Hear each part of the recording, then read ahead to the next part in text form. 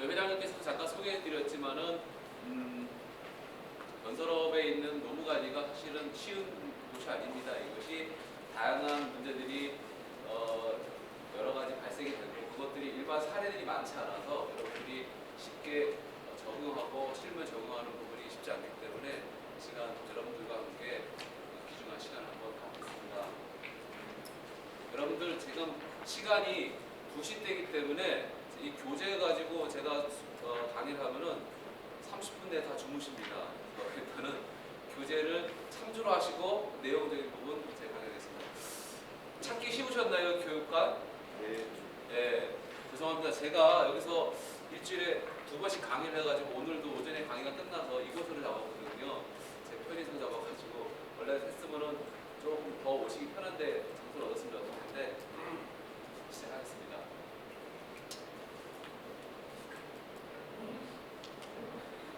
자, 여러분들 뭐 정규직 노무관리가 궁금해서 오신 게 아니니까 오늘 제가 말씀드리는 건 주로 건설업에 있어서 일용 근로자들 관련된 거에 대한 법률 문제를 말씀드릴 겁니다. 제일 어려운 게 이제 이런 거예요.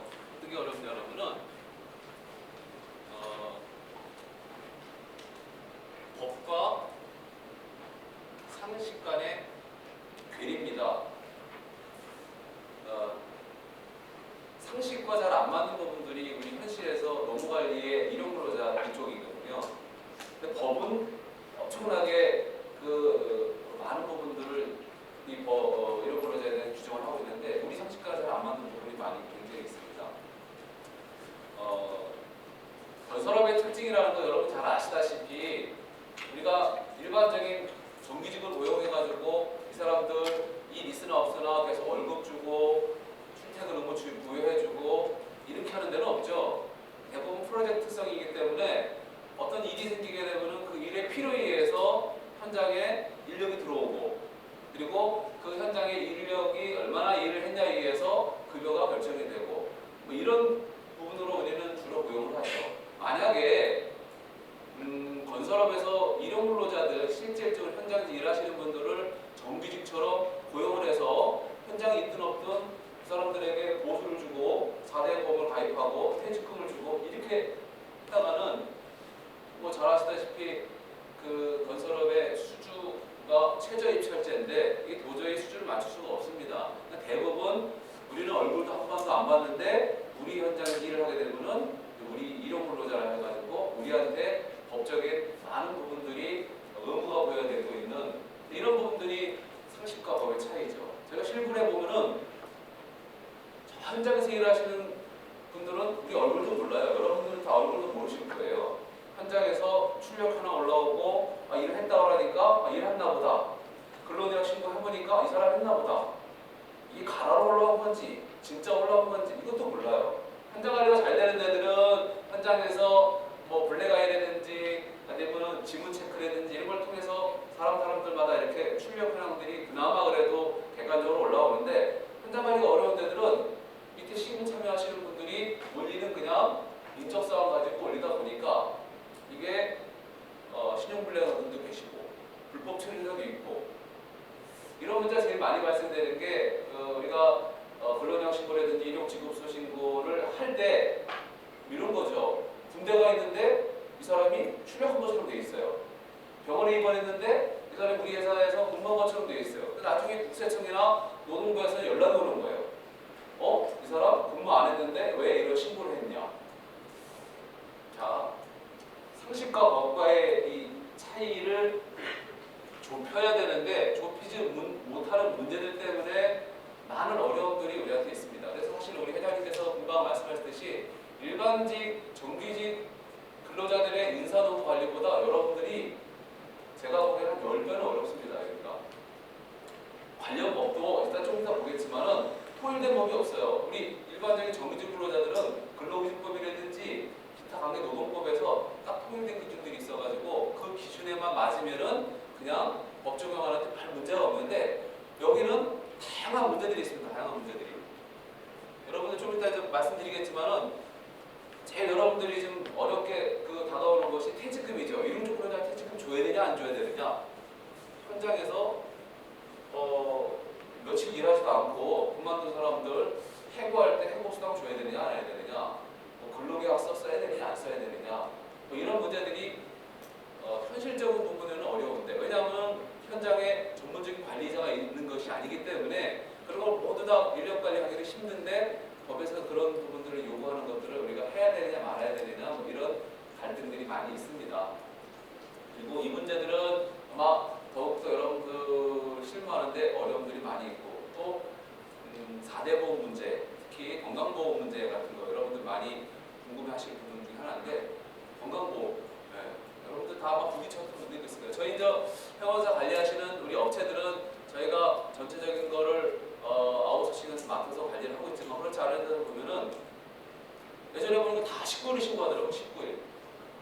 19일 신고해가지고 근로내역 신고 19일, 일용직급 주소 신고 20일, 노무비 대장 22일, 각자 이렇게 따로따로 오르고, 어디서 들었는지 몰라도 19일로 하면 문제가 안 된다라 가지고 다 19일로 했는데 건강보험 신고조건 받아보니까 이게 아니더라. 뭐 이런 문제 많이 있죠. 퇴직금제 부분 같은 경우도 여러분들이 원동업소에서 안 주는데 이걸 안 지게 되면 계속해서 민원 발생되는 문제. 근로내역 신고는 밑에 하도급 회사에서 우리가 하도를 받아갖고 밑에 하도를 줬는데 거기가 제작 설치예요.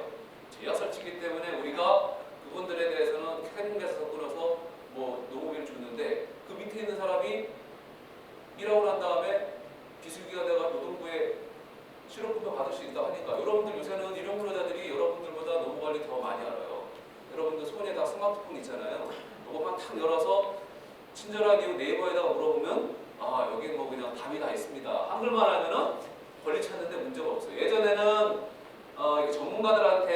전문가들이 모든 지식을 다 갖고 있었잖아요. 세무사다, 뭐 노무사다. 그래서 여러분들이 궁금하면은 세무법인이든 노무사한테 뭐 자문을 받아서 이렇게 궁금한 걸 풀었는데, 지금은 아니죠. 손안에 네이버가 있어갖고 여기다가 내가 궁금한 것만 치면은 엄청난 그 많은 양의 정보들이 여러분들이 알 수 있다 보니까, 여러분만 알 수 있나요? 이런 근로자도 알아요?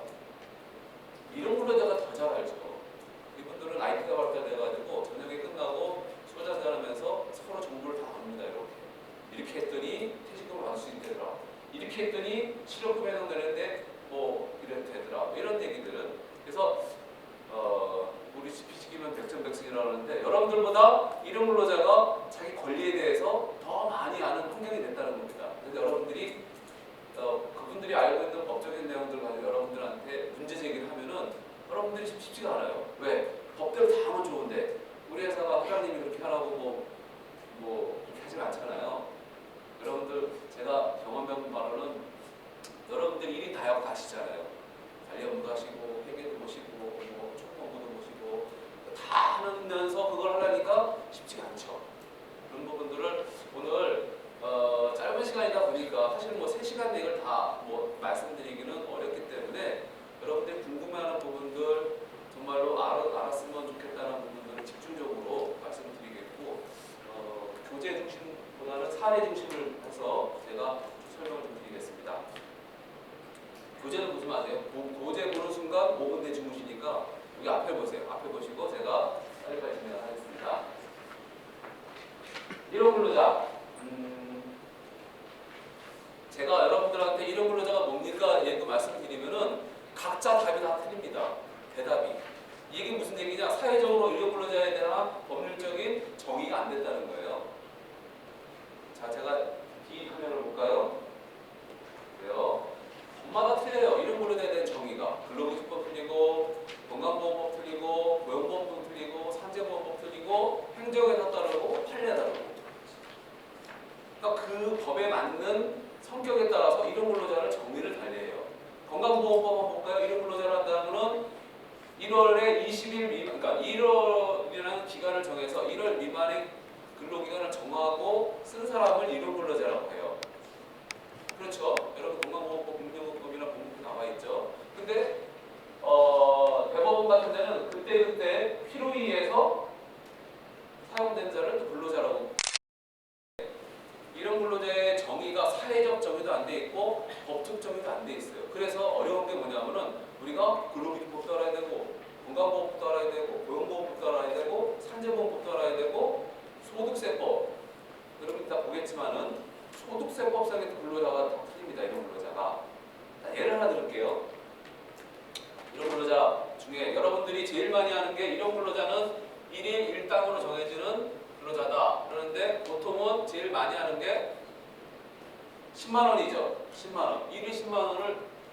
이거를 되게 좋아하세요. 다 좋아하는 이유는 다 아시죠? 없는 분들이 상당히 많으신데 이게 좋아하는 거는 이게 여러분들도 별로 이렇게 내기 싫어하는 과세가 안 되는 비과세다. 이게 세금이 제로다. 이렇게 됩니다. 그래서 대부분의 많은 회사가 일용 근로자 그 현장에서 이제 보겠지만은 일용 근로자도 근로계약서 작성해야죠. 그럼 일용 근로자 계약서는 언제 작성할까요? 계약서. 일용 근로자라는 건 말 그대로 현장이 있을 때 그 현장 근무하고 끝나면 또 옮기잖아요. 그러면은 이분들도 여러분처럼 입사 때 근로계약서 쓰고 퇴사 때까지 근로계약을 하는 그런 형태가 아니잖아요. 통상은 현장 단위별로 쓰죠. 현장 들어갈 때. 그 현장 끝나게 되면은 보통은 현장 개시일로부터 공정 종료 시까지 이렇게 쓰죠. 현장 종료 끝날 때까지. 이렇게 쓰고 그 현장에서 떠나서 B라는 현장을 옮기게 되면 그 현장을 또 써야 되죠. 왜? 현장이 바뀌니까. 이거 쓰지 않습니까? 이때 쓸 때 여러분들은 이걸 많이 봅니다. 1일 10시간에 우리는 10만 원이다. 이렇게 쓰시는데 자 여러분들 보세요. 여러분 회사에서 일하시는 일용 근로자들은 아무런 기능이 없는데 어느 날 갑자기 와가지고 일용하다가 이렇게 하루 이틀 하고 있는 사람이 없어요. 대부분 팀으로 이루어지기 때문에 팀은 여러분 잘 아시다시피 모장으로 하시는 분들도 계시고 어떤 여러 가지 방법, 해배 단위로 하는 그 성과급계약으로 하시는 분들이 많이 계시죠. 여러분들 뭐 팀장님, 뭐 소장님, 반장님 이렇게 쓰는 분들 밑에서 이제 일하시는 분들이 이제 일하시는데 이 사람들이 하루 이틀이라고 그만두는 게 아니라 A 현장 끝나면 이분들이 기능이 검증이 됐잖아요. 이제 우리 그 회원사에도 오셨는데 예를 들어서 저기 회원사 오신 데는 지붕공사 하시는 그런 그 업체인데 철골. 그러면 지붕공사 하는 데는 콘크리트 했던 사람이 지붕공사 못 하잖아요. 그러면 이거를 한 사람이 보통 3개월에서 6개월에서 현장 다니면은 기능이 나름 이제 향상이 되니까 이분들이 주로 옮겨 다닙니다. 주로 기능공들이 옮겨 다니지 하루 이틀 하는 사람들이 옮겨 다니지 않는다는 얘기예요. 그러면은 A 현장, B 현장, C 현장 계속 다니다가 보면은 우리 회사에서 1년도 넘고 1년 넘으신 분들은 일을 잘하니까 계속해서 일을 주죠. 왜냐하면 성과가 잘 나오니까 해외 다니게 하기로 했는데 뭐 일찍 끝내고 아무 하자 없고 잘한다고 뭐 칭찬받으니까 그 팀은 계속 다니면서 일을 계속 할 수밖에 없겠죠. 할 수밖에 없는데 자 여러분들이 이렇게 해서 근무한 일용 근로자들을 여러분들이 이렇게 해서 신고를 합니다. 예를 들어서 1일 10만 원에 20일 일했다 그럼 20일이면은 200만 원. 이렇게 해서 세금 제로 이렇게 하잖아요. 세금 제로잖아요. 1일 20일에 10만 원씩이니까 그냥 곱하기 20하면 200만 원에서 세금 제로를 하는데 이렇게 계속 신고를 합니다. 어떤 데는 이렇게 해요. 그 팀장님이 이분이 15만 원인데 15만 원 하면 5만 원 세금 내잖아요. 6%에 1-0.5 해가지고 0.45 해갖고 세금 물잖아요. 물어봐 5만 원에 한 3%, 2.5% 하면은 만 원치 안 드나요? 이렇게 되는데 요거 물기 싫어가지고 뭐라고 하시냐면 이렇게 해서 20일에서 300만 원이면은 세금 물으면은 우리 근로자가 싫어하니까 그냥 뭐 안 물게끔 했으면 좋겠다. 그러니까 요걸 1일 10만 원으로 바꾸고 공수를 30공수를 늘려줘라. 이렇게나 저렇게나 엎어치면 되치나 똑같긴 하는데 똑같지는 않죠. 여기는 세금이 있고 여기는 세금이 300만 원 받는데 없으니까 이렇게 해서 처리들을 많이 요구를 하기 때문에 합니다. 왜냐하면 대부분이 그 현장 단위 일하시는 분들 위주로 노무 관리가 돼야지 아유 무슨 소리야 법인이 이렇게 안 돼 있는데 이렇게 했다가는 현장 한이 많이 하고 뭐 그렇죠. 여러 가지 문제가 생깁니다. 이렇게 해서 대부분 하는 경우가 많은데 자, 무슨 얘기가 여기까지 하냐면은 일용 근로자에 대한 개념 자체가 상당히 어렵다는 거예요. 그렇기 때문에 여러분들이 굉장히 어려운 부분이 많고 상식으로 뭔가 하려도 안 되는 게 법이 다양하게 되어 있습니다. 그러면은 우리 세법에서는 어떻게 되어 있느냐? 세법에서 일용 근로자 정의는 어떻게 되어 있을까요? 모르시죠, 여러분들은? 잘.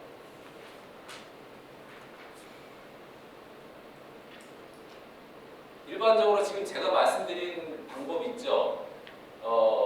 일용 근로자 일당 10만 원은 비과세로 하고 10만 원이 오바된 금액에 대해서는 일정 세율을 곱해서 내는 방식이 이게 이제 일용근로자 세금 방식인데 3개월이라는 것과 12개월이라는 거 여러분들이 아셔야 됩니다. 손수표는 어떻게 되냐? 일용근로자에 대한 정의를 일반 회사의 일용근로자 같은 경우는 3개월 동안 이 방식으로 해도 문제가 안 된다는 겁니다. 일반 회사, 예를 들어서 건설회사가 아니라 뭐 병원이다, 아니면 뭐 슈퍼다 이런 데서는 일용근로자 쓸 수 있잖아요. 그러면 이렇게 해요. 보통 저희 아들도 얼마 전에 방학 때 이제 알바를 했는데 물어봐야 돼.